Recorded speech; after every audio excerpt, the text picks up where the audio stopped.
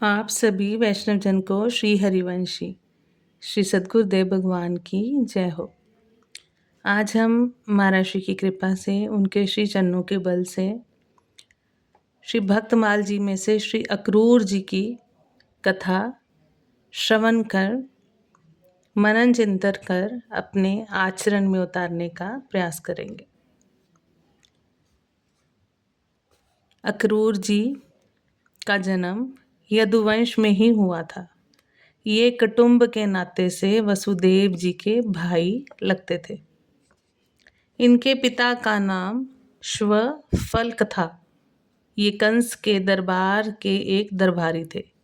कंस के अत्याचारों से पीड़ित होकर बहुत से यदुवंशी इधर उधर भाग गए थे, किंतु ये जिस किसी प्रकार कंस के दरबार में ही पड़े हुए थे। जब अनेक उपाय करके भी कंस भगवान को नहीं मरवा सका, तब उसने एक चाल चली। उसने एक धनुष यज्ञ रचा और उसमें मल्लों के द्वारा मरवा डालने के लिए गोकुल से गोप ग्वालों के सहित श्री कृष्ण बलराम जी को बुलवाया। उन्हें आदर पूर्वक लाने के लिए अक्रूर जी को भेजा गया। कंस की आज्ञा पर अक्रूर जी का प्रसन्नता का ठिकाना नहीं रहा। वे भगवान के दर्शन के लिए बड़े उत्कंठित थे। किसी न किसी प्रकार वे भगवान के दर्शन करना चाहते थे। भगवान ने स्वतः ही कृपा करके ऐसा संयोग जुटा दिया। जीव अपने पुरुषार्थ से प्रभु के दर्शन करना चाहे तो ये उसकी अनाधिकार चेष्टा है। कोटि जन्म में भी उतनी पवित्रता, वैसी योग्यता जीव नहीं प्राप्त कर सकता कि जिससे वह परमपिता परमात्मा के सामने, प्रभु के सामने पुरुषार्थ के बल पर पहुंच सके। जब प्रभु ही अपनी अहेतु की कृपा के द्वारा जीव को अपने समीप बुलाना चाहें, तभी वह वहां जा सकता है। प्रभु ने कृपा करके घर बैठे ही अक्रूर जी को बुला लिया। प्रातःकाल मथुरा से रथ लेकर वे नंदगांव भगवान को लेने चले। रास्ते में अनेक प्रकार के मनोरथ करते जाते थे। सोचते थे, आहा, उन पीताम्बरधारी बनवारी को मैं इन्हीं नेत्रों से देखूंगा, इन्हीं चक्षुओं से देखूंगा। उनके सुंदर मुखारविंद को, घुंघराली काली काली अलकावली से युक्त सुकपोलों को निहारूंगा। अद्भुत! वे जब मुझे अपने सुकोमल कर कमलों से स्पर्श करेंगे, उस समय मेरे समस्त शरीर में बिजली सी दौड़ जाएगी। वे मुझसे हंस हंस कर बातें करेंगे, मुझे पास बिठाएंगे, बार बार प्रेम पूर्वक मुझे चाचा चाचा कहकर बुलाएंगे। मेरे लिए वह कितने सुख की स्थिति होगी। इस प्रकार भांति भांति की कल्पनाएं करते हुए वे वृंदावन के समीप पहुंचे। श्री वृंदावन धाम की जय। वहां उन्होंने व्रज, अंकुश, यव, ध्वजा आदि चिन्हों से विभूषित श्याम सुंदर के चरण चिन्हों को देखा। बस फिर क्या था, वे उन घनश्याम के चरण चिन्हों को देखते ही रथ से कूद पड़े और उनकी वंदना करके उस धूलि में लौटने लगे। उन्हें उस धूलि में लौटने में कितना सुख मिल रहा था, ये कहने की बात नहीं है। जैसे तैसे ब्रज पहुंचे।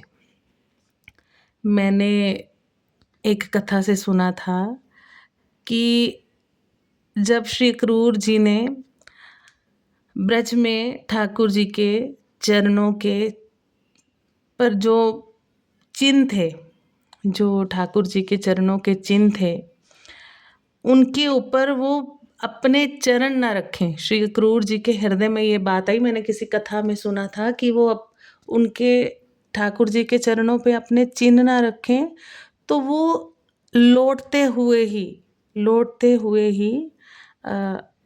पूरा उन्होंने ब्रज में जब गए तो वो लौटते हुए ही गए थे, वो चल के नहीं गए थे। मैंने किसी कथा में सुना था, बाकी तो मुझे अदम को इतना नहीं पता है, पर मैंने आपके आगे बात को रखा। तो यहाँ भी लिखा हुआ है कि उनकी वंदना करके उस धूलि में लौटने लगे। उन्हें उस धूलि में लौटने में कितना सुख मिल रहा था, ये कहने की बात नहीं। यहाँ भी लिखा है कि जैसे तैसे ब्रज पहुँचे। वो बहुत ही मतलब प्रेम में विह्वल होकर उनके चरण चिन्हों को बार-बार अपने मस्तक पर लगाकर वो आगे पहुँचे, यात्रा करते-करते वो ब्रज में पहुँचे। सर्वप्रथम बलदेव जी के साथ श्याम सुंदर ही उनको मिले। उन्हें छाती से लगाया, घर ले गए, कुशल पूछा, आतिथ्य किया और सब समाचार जाने। दूसरे दिन रथ पर चढ़कर अक्रूर जी के साथ श्याम सुंदर और बलराम मथुरा पहुँचे। गोपियों ने उनका रथ घेर लिया। बड़ी कठिनता से वह आगे बढ़े। थोड़ी दूर चलकर यमुना किनारे अक्रूर जी नित्य कर्म करने ठहरे। स्नान करने के लिए ज्यों ही उन्होंने डुबकी लगाई कि भीतर चतुर्भुज श्री श्याम सुंदर उनको दिखाई दिए। घबरा कर ऊपर आए तो उन्होंने दोनों भाइयों को रथ पर बैठे देखा। फिर डुबकी लगाई तो फिर वही उनको जल के भीतर मूर्ति दिखाई दी। तो अक्रूर जी को ज्ञान हो गया कि जल में, स्थल में, शून्य में कोई भी ऐसा स्थान नहीं है जहाँ श्याम सुंदर विराजमान ना हो। बहुत ही सुंदर, फिर से श्रवण करें। अक्रूर जी को ज्ञान हो गया कि जल में, थल में, स्थल में, शून्य में कोई भी ऐसा स्थान नहीं है जहाँ श्याम सुंदर विराजमान ना हो। भगवान उन्हें देखकर हंस पड़े। वे भी प्रणाम करके रथ पर बैठ गए। मथुरा पहुंचकर भगवान रथ पर से उतर पड़े और बोले, हम अकेले ही पैदल जाएंगे। अक्रूर जी ने बहुत प्रार्थना की, आप रथ पर पहले मेरे घर पधारें, तब कहीं अन्यत्र जाएं। भगवान ने कहा, आपके घर तो तभी जाऊंगा जब कंस का अंत हो जाएगा। अक्रूर जी दुखी मन से चले गए। कंस को मारकर भगवान अक्रूर जी के घर गए। अब अक्रूर जी के आनंद का क्या ठिकाना। जिनके दर्शन के लिए योगिंद्र मुनिंद्र हजारों लाखों वर्ष तपस्या करते हैं, वे स्वतः ही बिना प्रयास के घर पर पधार गए। अक्रूर जी ने उनकी विधिवत पूजा की और कोई आज्ञा चाही। भगवान ने अक्रूर जी को अपना अंतरंग सुहृद समझाकर आज्ञा दी कि हस्तिनापुर में जाकर हमारी बुआ के लड़के पांडवों के समाचार ले आइए। भगवान ने अक्रूर जी को अपना अंतरंग सुहृद समझकर आज्ञा दी कि हस्तिनापुर में जाकर हमारी बुआ के लड़के पांडवों के समाचार ले आइए। हमने सुना है धृतराष्ट्र उन्हें दुख देता है। भगवान की आज्ञा पाकर अक्रूर जी हस्तिनापुर चले गए। धृतराष्ट्र को सब प्रकार से समझाकर और पांडवों के समाचार लेकर लौट आए। भगवान जब मथुरापुरी को त्याग कर द्वारका जी पधारे, तब अक्रूर जी भी उनके साथ ही गए। अक्रूर जी इतने पुण्यशील थे कि वे जहाँ रहते वहाँ खूब वर्षा होती, अकाल नहीं पड़ता, किसी प्रकार का कष्ट और महामारी आदि उपद्रव नहीं होते। एक बार वे जब किसी कारणवश द्वारका से चले गए थे, तब द्वारका में दैविक और भौतिक दुखों से प्रजा को बड़ा भारी मानसिक और शारीरिक कष्ट सहना पड़ा था। आखिर भगवान ने उनको ढूंढवा कर वापस बुलवाया। ये संबंध में भगवान श्री कृष्ण के चाचा होने पर भी ठाकुर जी के सच्चे भक्त थे। अंत में भगवान के साथ ही वे परम धाम को पधारे। बहुत ही सुंदर श्री अक्रूर जी का प्रसंग था आज का जो हमने श्रवण किया। बहुत ही सुंदर इसमें मुझे बात लगी, जो बहुत ही सुंदर सूत्र है कि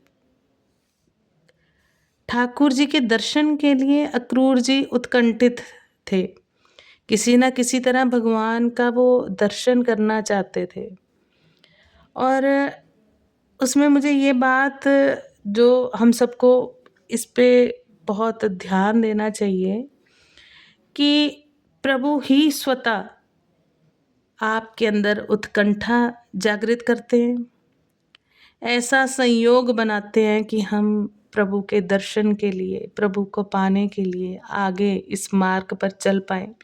क्योंकि जीव अपने पुरुषार्थ से प्रभु को अगर दर्शन करना चाहे, प्रभु को अगर पाना चाहे, तो ये उसकी अनाधिकार चेष्टा है। ये बहुत ही सुंदर बात है।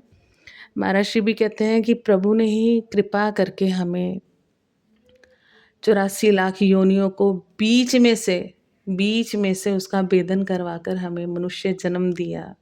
मनुष्य जन्म में भी हमें भारत देश दिया। भारत देश में उन्होंने अपने ठाकुर जी ने अपने धाम वृंदावन से हमें जोड़ा। वृंदावन धाम में भी हमें श्री सद्गुरुदेव की चरण शरण हमें मिली। ये बहुत ही अहेतु की कृपा है। हमें राधा नाम मिला, राधा नाम की सहचरियाँ, राधा सखी राधा जो की सहचरियाँ होने का हमें सौभाग्य प्राप्त मिला। हम बड़े ठसक से, हम बड़े गुरु कृपा से ठसक से बोलते हैं कि हम श्री जी की सखियाँ हैं, श्री जी की सहचरियाँ। ये बहुत ही कृपा वाली बात है। तो ये बात बहुत ही अद्भुत है कि प्रभु अगर किसी से मिलना चाहें तो वैसा संयोग जुटा देते हैं। क्योंकि हमारे में ना तो इतनी पवित्रता है, ना ही इतनी योग्यता कि हम प्रभु को प्राप्त कर पाएँ। लेकिन प्रभु अपनी कृपा से,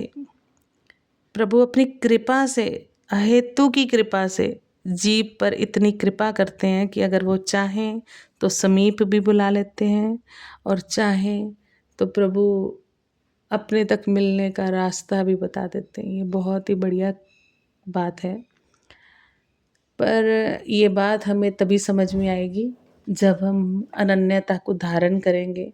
अनन्यता को धारण तब कर पाएंगे जब हम एक नाम को पकड़ लेंगे। जब हम एक नाम को पकड़ेंगे तो हमारे मन के विकारों को नाम अपने आप मन के विकारों को मन अपने आप नाम दूर करता जाएगा और हमें इस पथ पे और आगे बढ़ाता जाएगा। आप सभी वैष्णव जन को श्री हरिवंशी श्री सद्गुरुदेव भगवान की जय हो। जय जय श्री राधे श्याम, श्री वृंदावन धाम की जय हो, श्री अक्रूर जी की जय हो।